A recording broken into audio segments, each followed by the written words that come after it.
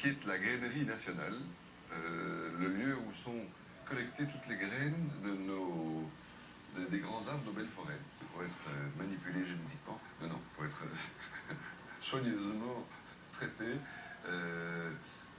triés, nettoyés, empaquetés et envoyés aux quatre coins du monde. Un jour arriva dans mon bureau un charmant ingénieur forestier, ne se présentant pas, me posant des questions sur un bâtiment en bois que j'avais fait quelques années auparavant. Et ce monsieur est resté plusieurs heures au bureau, et le lendemain, il me téléphone pour m'apprendre qu'il est responsable dans le cabinet ministériel s'occupant des forêts, et que ce que je vais raconter l'avait convaincu de nous confier ce bâtiment.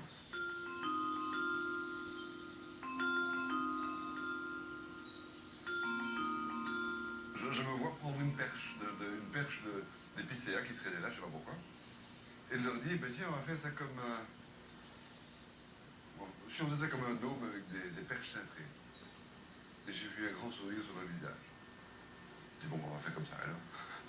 Si vous voulez, c'est une enveloppe, un dôme, étanche, protégeant donc de la pluie et du vent, e permettant à la lumière de rentrer. Por trás do terno e da formalidade da gravata borboleta está alguém que gosta de estar à margem. A forma como Philippe Samy enxerga a ecologia nunca é pré-condicionada. Alain Servet, mon compagnon de route depuis 1992. Hein, déjà, c'est déjà un fameux bail. Oui, moment où on s'est rencontrés, lui du côté de la maîtrise d'ouvrage et moi comme le prestataire de service. Envolvidos no mesmo projeto, Philippe Samy e Alain Servet ficaram amigos. Ici, j'ai l'occasion de vous montrer, sur base de ce tableau, une synthèse des différents états de la construction. Et on a utilisé, vous voyez, tout ce type d'arbres qui sont des produits d'éclaircie. On en a exploité pratiquement 700 qui ont été sélectionnés pour faire des arcs.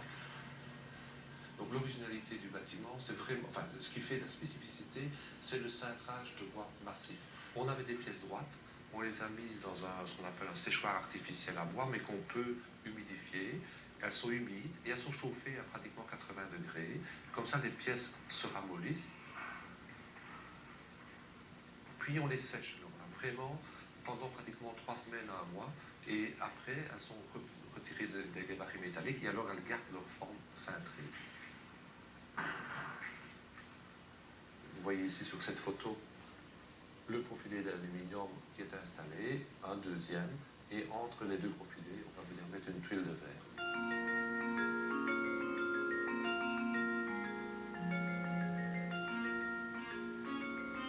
Ce type de bâtiment, dès qu'on utilise le matériau bois, c'est déjà en soi quelque chose d'écologique.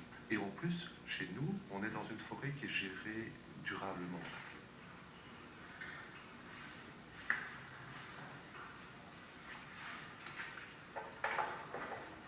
Comme on était pas sûr de notre coup, avant même de monter les bâtiments en maçonnerie, on a monté un arc pour voir si ce que je racontais était possible. Et objectivement, je n'étais pas si sûr que ça va. Moi, j'ai expliqué à tout le monde ce que je voulais faire, que ça, normalement ça devait marcher, mais entre normalement ça marche et ça marche, il y a encore une fameuse nuance. C'est le yaka bien connu. Hein.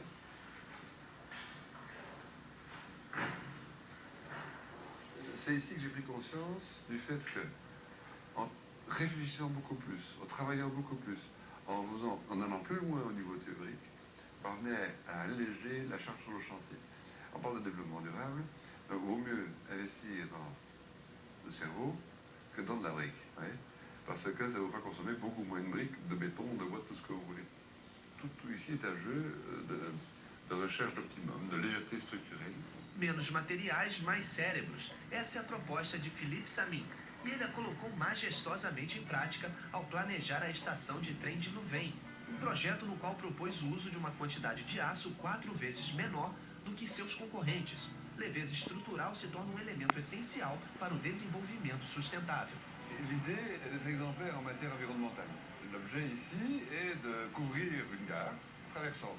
Donc une des préoccupations dès le début de l'étude était de trouver une manière de limiter la vitesse du vent dans la gare, même lorsque des trains passent ou lorsque le vent arrive dans l'axe des voies. Donc la toiture est en fait perméable à l'air, tout en étant imperméable à l'eau. L'autre aspect était de donner un maximum de lumière naturelle avec un minimum de vitrage. Parce que qui dit vitrage, dit maintenance, dit coût environnemental plus élevé.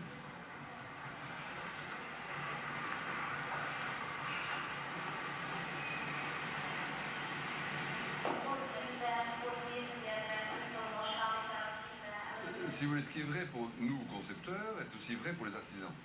Un artisan